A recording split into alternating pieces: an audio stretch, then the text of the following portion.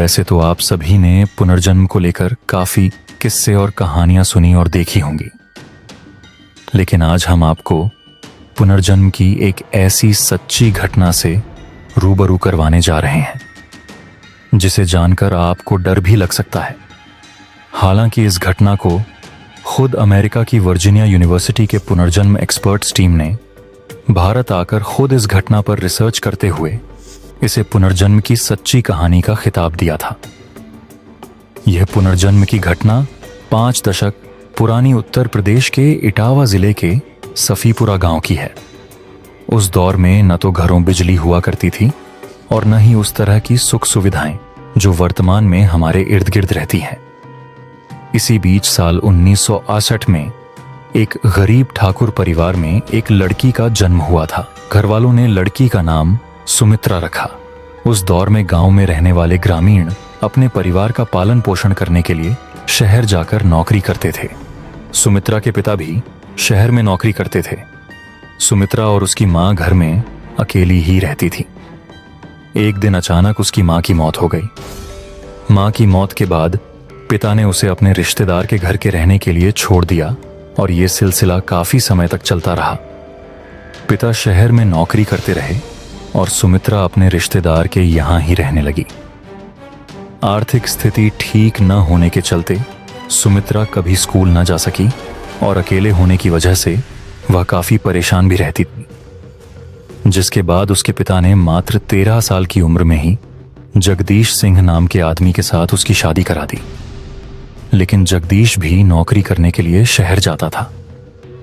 यहां पर भी सुमित्रा अपने सास ससुर के साथ ही रहती थी। इस बीच साल 1984 में उसने एक बेटे को जन्म दिया। बेटे को जन्म देने के बाद अब उसका अकेलापन काफी हद तक कम होने लगा था। वह अपने बेटे को अपनी जान से भी ज्यादा चाहती थी। जब वह पानी भरने या घर के किसी भी काम से जाती तो अपने बेटे को साथ जरूर ले जाती थी। एक दिन जब सुमित्रा अपने बेटे को लेकर पानी भरने जा रही थी कि तभी अचानक उसे उसके साथ कुछ ऐसा हुआ कि सभी लोग डर गए। दरअसल अचानक उसके दोनों हाथ आसमान की तरफ मुड़ गए, आंखों की पुतलियां चारों ओर घूमने लगीं और वह जोर जोर से अपने दांत किटकिटाने लगी। ये सब देख उसका बेटा भी रोने लगा। अचानक कुछ मिनटों के बाद जब उसे होश आया तो जब ग्रामीणों ने उससे पूछा कि आखिरकार उसके साथ क्या हुआ था, लेकिन उसे कुछ भी याद नहीं था। इसी तरह से ये अटैक उसे बार बार परेशान करने लगा। अब तो ग्रामीणों के साथ साथ इसकी खबर उसके सास ससुर को भी लग चुकी थी। आनन फानन में इस घटना की सूचना उसके पति जगदीश को दी गई। वह भी शहर से दौड़ा दौड़ा गांव पहुंचा। हालांकि सुमित्रा को अपनी इस मजबूरी के विषय में पूरी जानकारी हो चुकी थी, इसीलिए अब वह अपने बच्चे से दूरी बनाने लगी। अब सुमित्रा का पति जगदीश भी घर पर ही रहने लगा। सब कुछ ठीक चल रहा था कि अचानक 16 जुलाई 1986 की दोपहर एक बार फिर सुमित्रा को अटैक आया और उसने चिल्ला चिल्लाकर पूरे गांव वालों से कहा कि 3 दिनों बाद उसकी मौत हो जाएगी। ये सुन सभी लोग सन्न रह गए। अब सुमित्रा के सास ससुर और पति को भी डर लगने लगा था, लेकिन हमेशा की तरह जब उसे होश आया तो वो सब कुछ भूल चुकी थी। जब उसके पति ने उसको सारी घटना बताई तो एक बार के लिए वो काफी डर गई थी। खैर 3 दिनों बाद यानी 19 जुलाई 1985 का वो दिन आ ही गया जब सुमित्रा ने अपनी मौत की भविष्यवाणी की थी। लेकिन सुमित्रा की यह भविष्यवाणी सच न हो, इसके लिए उसने सुबह से लेकर शाम तक काफी सावधानी बरती। उसने दिन भर कोई भी ऐसे कार्य नहीं किया जिससे कि कोई दुर्घटना हो सके। वह दिन भर अपने घर के अंदर ही बैठी रही। लेकिन शाम को अचानक जब उसने दरवाजा खोला तो वहां से गुजर रही एक महिला को रोककर उसने उसका हाल चाल जाना। दोनों आपस में बातें करने लगी, लेकिन अचानक कुछ ऐसा हुआ कि सभी घबरा गए। बात करते करते अचानक सुमित्रा हमेशा की तरह आसमान की तरफ देखने लगी और उसके हाथ अकड़ गए।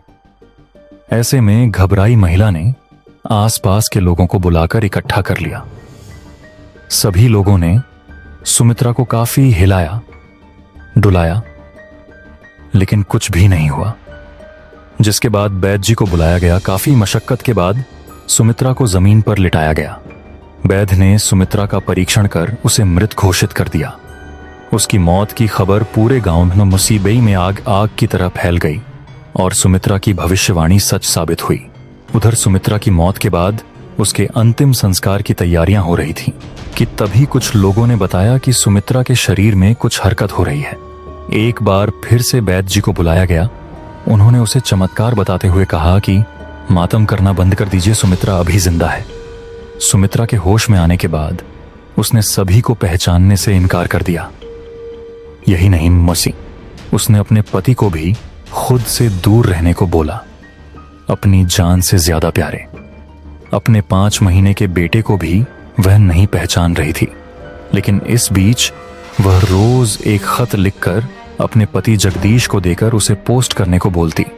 लेकिन सभी हैरान थे कि आखिरकार सुमित्रा कभी स्कूल नहीं गई, फिर भी वह रोज किसे पत्र लिखती है। फिलहाल ये सिलसिला 3 महीनों तक चलता रहा।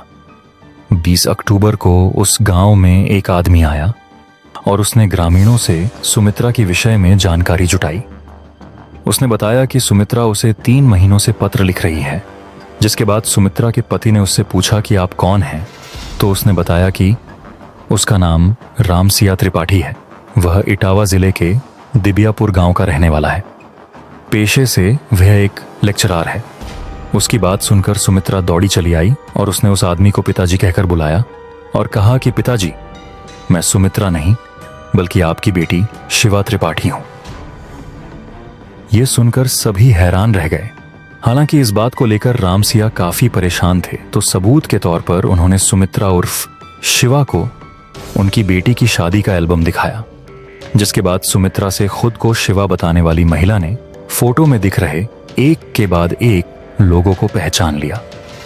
उसने ये भी बताया कि 24 अक्टूबर 1962 को मेरा जन्म एक ब्राह्मण परिवार में हुआ था और 18 साल की आयु में मेरी शादी छेदीलाल नाम आदमी के साथ हुई थी। मैंने ग्रेजुएशन की डिग्री हासिल कर अपने पिता की तरह ही लेक्चरर थी। मेरे 2 बेटे हैं। अपने ससुराल में मैं सबसे ज्यादा पढ़ी लिखी थी। शायद इसीलिए मुझसे मेरी ननद नाराज रहती थी और उसने मेरे सर पर जानलेवा हमला करते हुए मुझे मार दिया था। यह सुनकर रामसिया रोने लगे और सुमित्रा उर्फ शिवा को गले लगा लिया। अब सब कुछ साफ होने लगा था, क्योंकि सुमित्रा की मौत और शिवा की हत्या में केवल 24 घंटे का ही फर्क था। शायद इसीलिए सुमित्रा ने 3 दिन पहले ही अपनी मौत की भविष्यवाणी की। फिलहाल वह अपने पिता के साथ खुशी खुशी अपने घर वापस लौट गई। वही जब लेक्चर अपने घर पहुंचे, जहां पर वह अपने दोनों बच्चों के साथ रहने लगी। कुछ समय बाद उसे एहसास हुआ कि जगदीश उसका काफी ख्याल रखता था, जिसके चलते वहां अपने दोनों बच्चों को लेकर वापस उसी गांव में आ गई और सुमित्रा के एक बेटे और खुद के 2 बच्चों के साथ अपने पति जगदीश के साथ गांव वी में ही रहने लगी। तो वहीं ये घटना पूरे इटावा शहर में आग की तरह फैल गई। मीडिया ने भी इस पूरी खबर पर अपनी दिलचस्पी दिखाई, जिसके बाद भारत में पुनर्जन्म को लेकर रिसर्च कर रही टीम भी उनके घर और गांव में पहुंची। मामला काफी पेचीदा होने के चलते अमेरिका की वर्जीनिया यूनिवर्सिटी की पुनर्जन्म एक्सपर्ट टीम भी इस गांव में पहुंचे और बारीकी से सभी सबूत को एकत्रित किए। जांच में यह साबित हो गया कि सुमित्रा की मौत के बाद शिवा का पुनर्जन्म हुआ था। उसी समय का यह दुनिया का पहला और अनोखा पुनर्जन्म का केस बन गया था। साल 1958 में सुमित्रा उर्फ शिवा की लंबी बीमारी के बाद मौत हो गई। साथ ही लगभग 2 वर्ष बाद जगदीश की मौत हो गई थी। आज भी उनके परिवार वाले जीवित हैं।